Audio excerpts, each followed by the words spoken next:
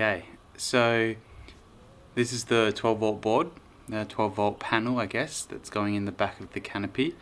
It's not too far off being mounted, so I'll run you through the board, the front and the back, and then we'll have a look at the canopy and how we're going to mount it in the canopy and the reasons why it's in that spot and how it's going to sit. I'll also run you through each thing on the front and then on the back and the reasons why we've done it like that. It's no means perfect, but it's definitely safe as far as circuit breakers and fuses go, and I've tried to keep it as neat as possible on the back. And yeah, so it's not too far off being able to install and hook up to a battery and start running the fridge and the lights and stuff, so keen to get it going.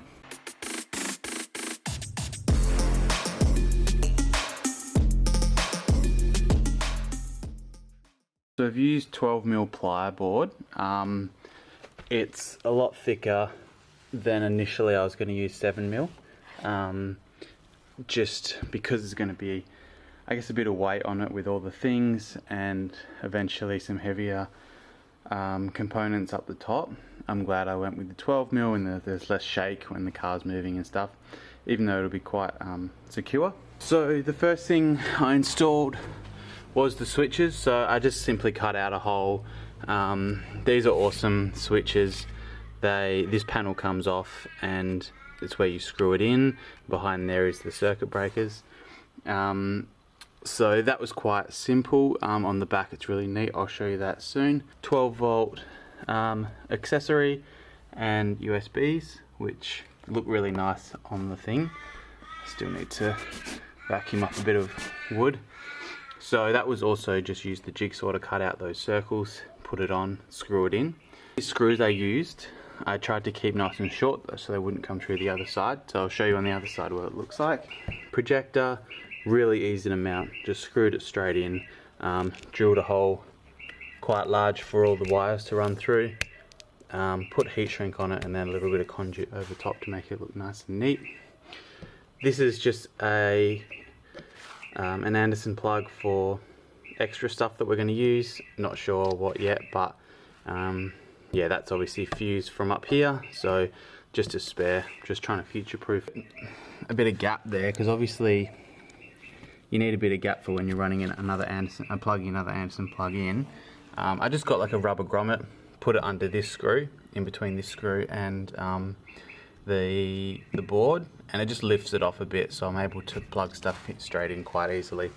Next we had our Nava fuse panel. Quite easy again to just screw it in. I think I've used little bolts. We'll have a look on the other side. I've used little bolts, and then I've got spring washers on the back so they don't rattle off. And then I've just drilled holes here just so I can run the the wire straight up.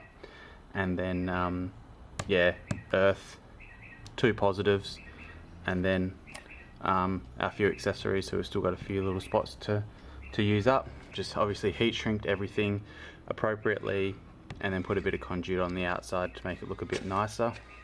Up here it's a little bit random, but it's our Nava switch for the fridge. So the fridge is probably going to be running most of the time when everything's plugged in and running, but I just wanted a kill switch so I can flick it off. And yeah, it's up here, it's out of the way. It'll be quite high when it's in the canopy, and it has a red light on it when it's on, so I'll know if that light's on, the fridge is all plugged in and running. Circuit breakers and the things that keep it safe. These two aren't yet wired in, but this middle one is. So this one is for the auxiliary battery, which runs through this Anderson plug.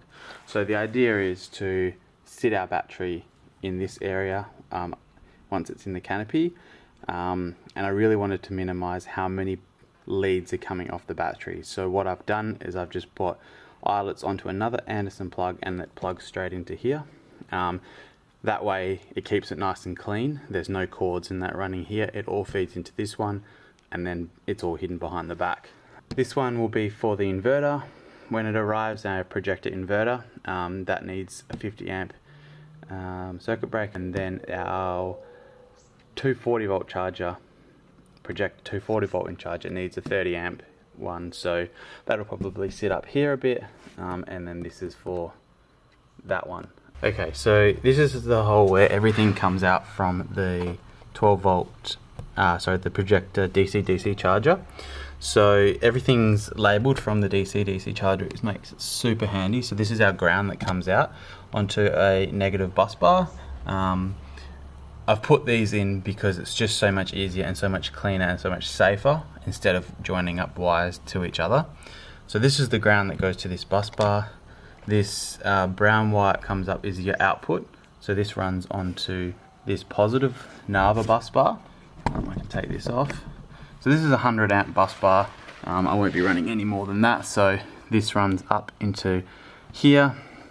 We'll just follow the process. So then this one here is what runs into the circuit breaker on the back side, on the front side, sorry, runs down here, into here, and on this side is our auxiliary battery. So just running back through it, this goes into the circuit breaker, power goes to here, through here, and then to our DC-DC charger.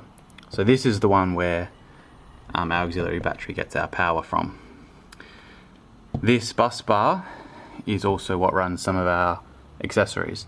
So running off here, these two go into the bottom of the fuse panel on the other side.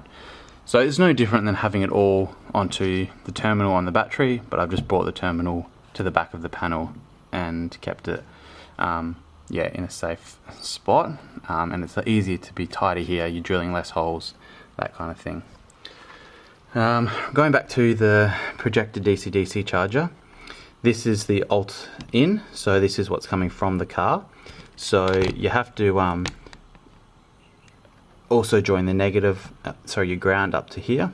So I've put a Anderson plug on here, which makes it so much easier to plug in and out. I did, when building this, I wanted to make sure I was able to unplug and plug things in the case I needed to take the whole panel off. So that was a big consideration. So I'll have a red and black, which runs from the alternator into here, and it's exactly the same with the solar. The green is solar. It also has a negative running to here, and that will plug in and then up to the solar panel.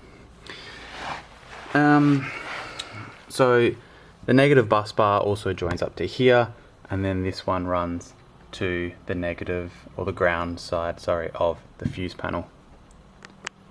Handy having a couple of ground bus bars around, just because you can join up to things like switches, and then in this case you've obviously had to have a number of grounds from your coming from your solar and your alternator, so it's good to just be able to have a short lead on a high amperage wire onto a solid bus bar.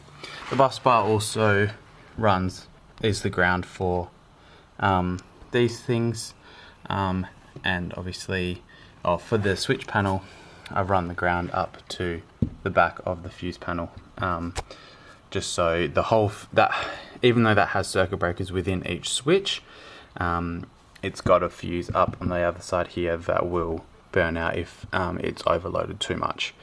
So coming out of here, this is where the auxiliary battery comes out. So like I said, this runs up then into the circuit breaker, and then you're running to your positive bus bar, but from a ground point of view you're running down into the shunt. So the shunt, like I explained in the other video, is for the Renogy monitor, the battery monitor. So you have to run everything from your ground. The shunt has to be then everything, all your accessories on this side of it. So that's why there's nothing on the ground side of the battery before the shunt. And then this shunt runs to this bus bar. So then the battery monitor know everything that's on that side, which is all our accessories, and including all those, is part of the circuit, and that'll show up when usage is of the battery, and then it will show up in the percentage and the amp hours of the shunt. This little red wire here runs from under there on the shunt, and it's actually going to run around. That is going to be one of the few things that goes straight onto our battery terminals.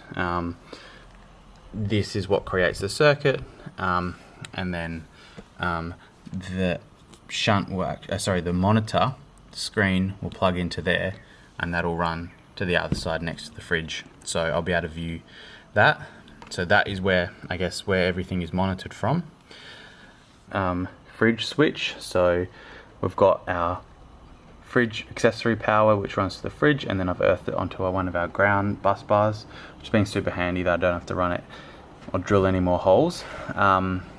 Then this runs, the power for the switch runs down here, and then it is fused. So the requirements for the Bushman fridge were to have a 15 amp fuse, which is located on the other side, and a 20 amp switch, which the Nava ones are rated to 20 amps, and then the ground obviously is here.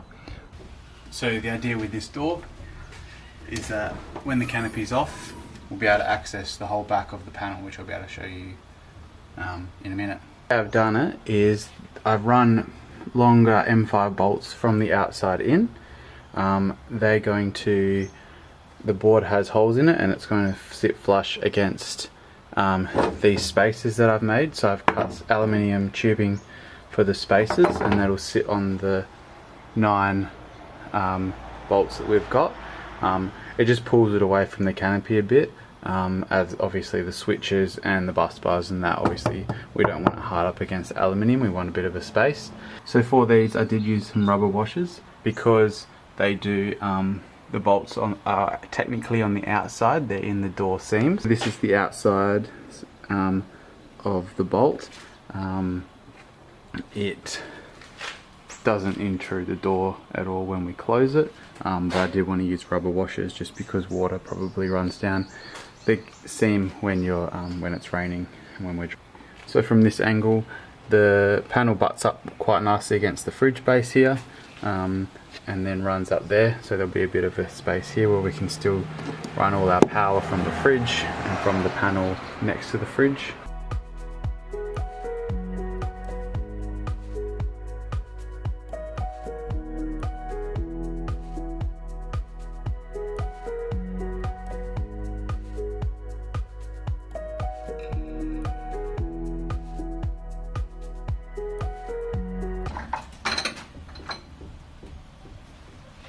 So those bolts are just going to go in through these holes. Each one lines up quite nicely, and then the same with the top. So let's give it a go.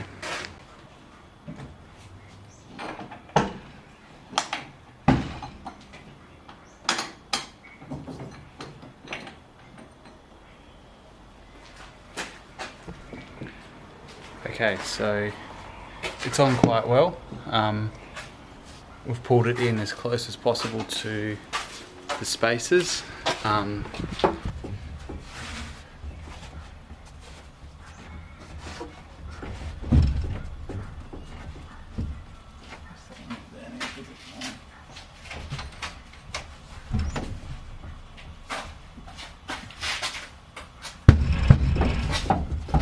Now the board's on, I'm just using wing nuts to tighten it onto the spaces and the bolts behind it. That'll pull it nice and tight. Just using wing nuts so it's easier to take off in the future. And also I don't need to get the tools out if they come loose, but I should probably put what's the name, bolts on here. I mean, sorry, spring washers. I can do that down the track. Flicked on that one, and if you look around here, plug the fridge into there, and we've got power in the old fridge. And we can see on our energy. Okay, so yeah, I've put the panel in. I guess it's a bit of a test. I can take it off quite easily if I want to.